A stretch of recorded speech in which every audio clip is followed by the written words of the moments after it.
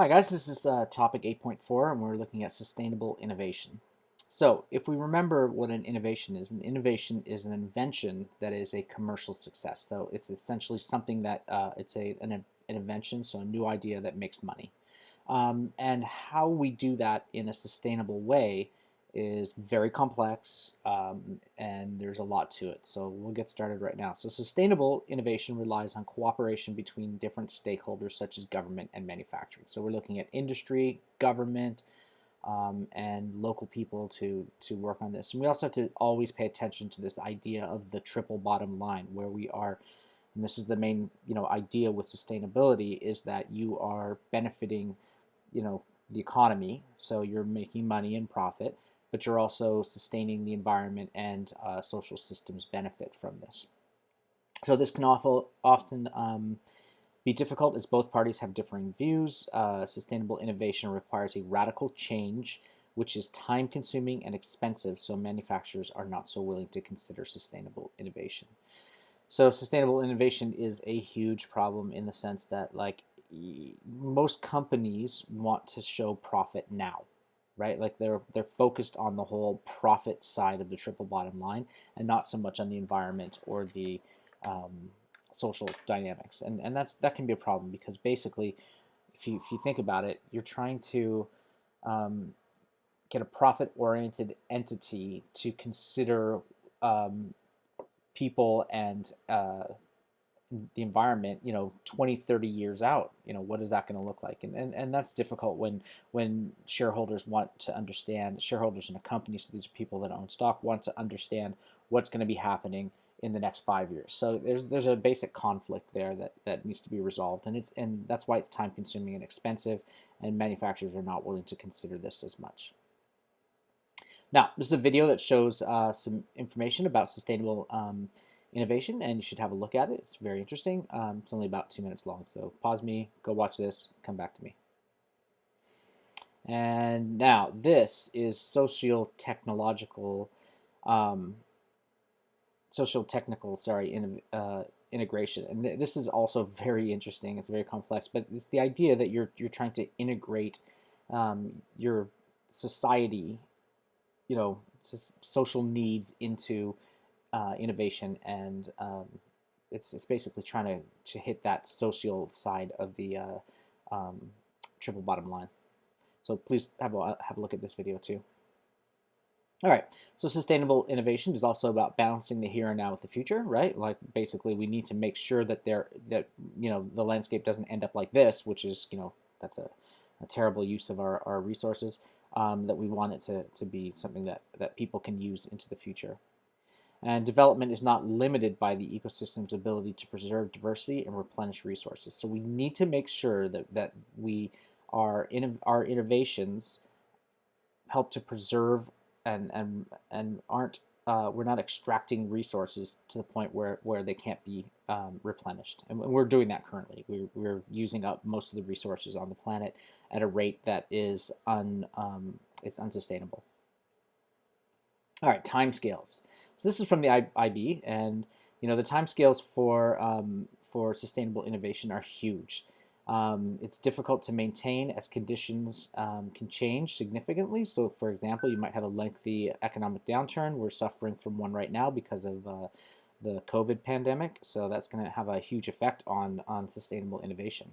Sustainable innovation is a hugely complex concept that requires a long time for implementation, typically 20 to 40 years, depending on the nature of the innovation. So, trying to get something that is sustainable over a long period of time, sustainable innovation is very complex because there's a lot of stakeholders in this, and they're all going to have different opinions about how this should be done. And the ways that things can happen. So and then you have to be understanding about the fact that things can change significantly um, during the time period, this 20 to 40 years. All right, now a couple strategies.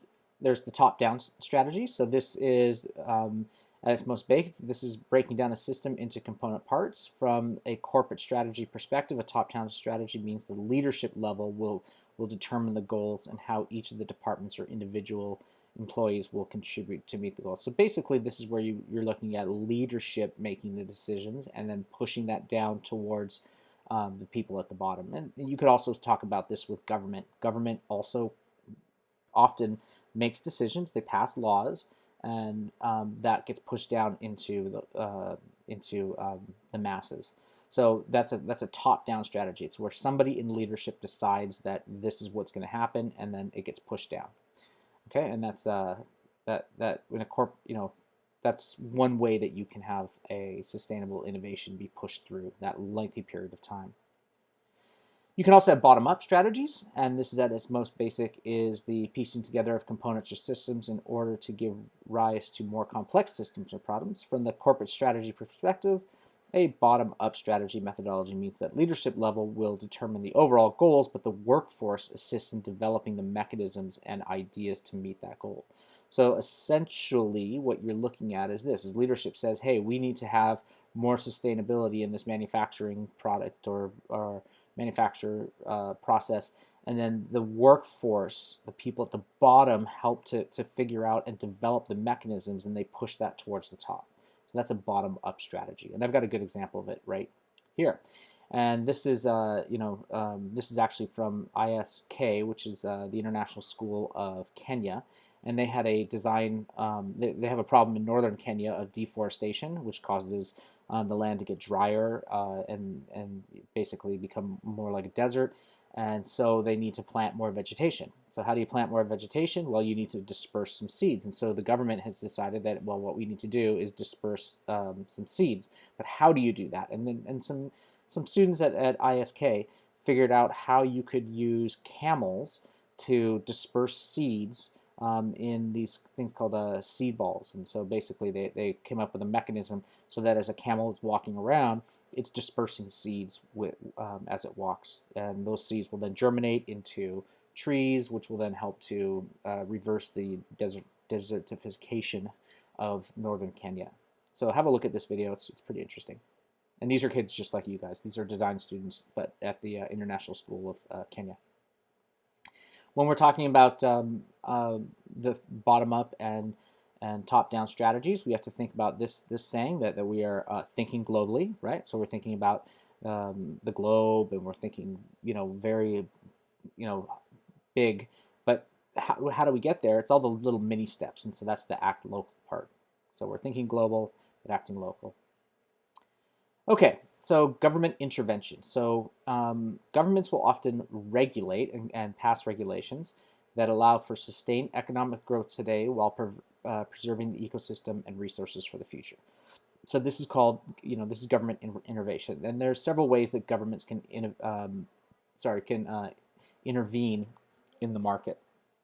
So one of them is called regulations. So they're setting and policing rules to avoid or limit environmental issues caused by undesirable technology. So like, for instance, they can say like, okay, well, your product must be something that does not use toxic chemicals. It must be designed so that it can be disassembled. It must, you're only allowed to release this much carbon dioxide or whatever kinds of pollutants. So that's a government regulation. Governments can educate, so they can provide consumers with information and guidance and choices of products and services that are more sustainable. So they can essentially educate the public and teach them to say, hey, it's better if you choose to buy this sort of product rather than this sort of product. Taxes.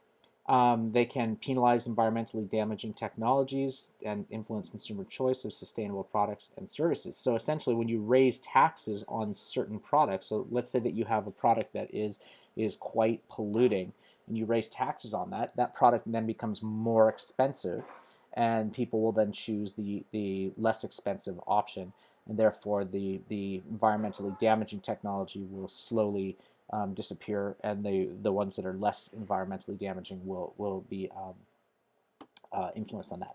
And then subsidies. So subsidies stimulate and support sustainable innovations. There's a lot of countries around the world that do this. They essentially, for instance, give subsidies on power generation through wind. So the government will will give you money to install like wind turbines and things like that. So give you not the whole price, but they'll give you some money towards installing things like wind turbines or solar and things like that. And those subsidies stimulate these sustainable innovations.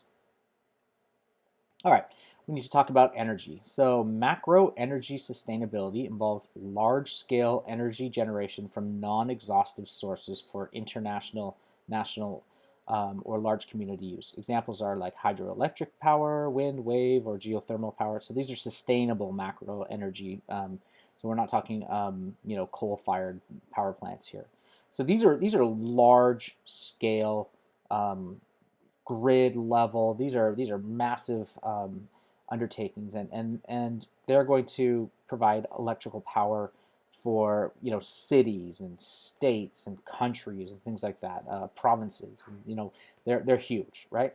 And there's a lot to that, but they are main way that most developed countries generate electricity is this sort of macro level where there's a large energy generation from non-exhaustive sources. Okay, so that's macro energy sustainability. This is an example right here. This is a huge power plant out in the middle of the desert. I think I've shown this picture before, but it basically shines. These are mirrors, and they shine sunlight up at the top of this tower. It melts. It gets so hot up there that it actually melts salt, and salt has a very high melting point, but it melts salt into liquid salt, and then that liquid salt is then used to generate electricity. All right, now micro energy sustainability involves small scale energy generation from non-exhaustive sources for individual households or small community use. Examples would be like solar panels on a roof, or water and heating, combined solar wind turbines generating power for illuminated traffic signs, and wearable thermoelectric materials. So, essentially what you're looking at is how do I generate electricity on a small scale? And this is kind of this interesting topic, and I'm going to get to it in a second. I'm going to talk about energy security, but I think that this is the way that a lot of the developing world is going to end up getting their electricity, is in a much sort of micro, community-based, small scale. It's a bit like cell phone technology, and we'll talk about that also, how it's very similar. Okay, so micro energy sustainability, you're talking like individuals generating their own electricity for their own use, and this is actually great because it's much cheaper. You don't have to have a huge electrical grid, so that's it's if you can generate electricity on site, it's better. Okay, so energy security and demand is the uninterrupted availability of energy sources at an affordable price. So this generally is, depending on what your country does, is, in some countries they have the massive, electrical grid. Saudi Arabia's got that, but most developed countries have this massive electric grid, and this is how you get power. In many rural areas of developing countries, they simply don't have power, right? You just live without power for most of the year, or most of the time, right? Now, it's interesting. For a long time, having a telephone in your house was something that you only had in developed countries. So countries that were sort of better off and developed, you would have what we call landlines, and you'd have to have a phone system in your country that allowed you to have these landlines. And most people in, say, like developing countries didn't have that. And it's interesting, in Africa they've sort of skipped that whole step. So they, rather than doing landline, very expensive infrastructure that will allow people to have telephones, they just skipped right to using cell phone, mobile technology, right? And Africa's use of mobile technology has exploded, and basically, most people around the world now have a cell phone, and this is really important because cell towers are relatively cheap to install. So essentially, you can skip this whole massive infrastructure that it takes to develop a landline system and go directly to something like a mobile system. And this would be going from, say, a macro, the landlines, the expensive infrastructure for landlines is like that macro energy where you have a huge grid. Going to micro energy where you are generating electricity on site, or you're using cell towers on site. And it's an interesting way to develop the communication infrastructure. Now, people are actually doing this now with energy. So rather than developing a massive electrical grid, which is expensive, a lot of countries now are looking at this micro energy development, where you are essentially generating electricity in small scale, in small ways. And this is actually a story of that. I don't know if you guys have seen this movie. It's called The Boy Who Harnessed the Wind. And it is essentially this idea of trying to generate electricity locally rather than being dependent on a large infrastructure, expensive infrastructure to generate electricity.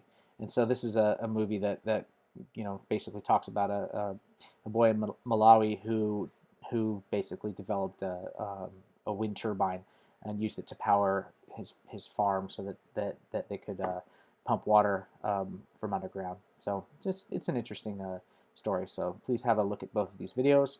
And this one's not really about energy security, but that idea of going from skipping the whole step of having a massive, expensive infrastructure project and going to something that is much more local and micro is the cell phone. And this is actually that's what's happening here with electricity. All right. Thanks for watching, guys. Bye-bye.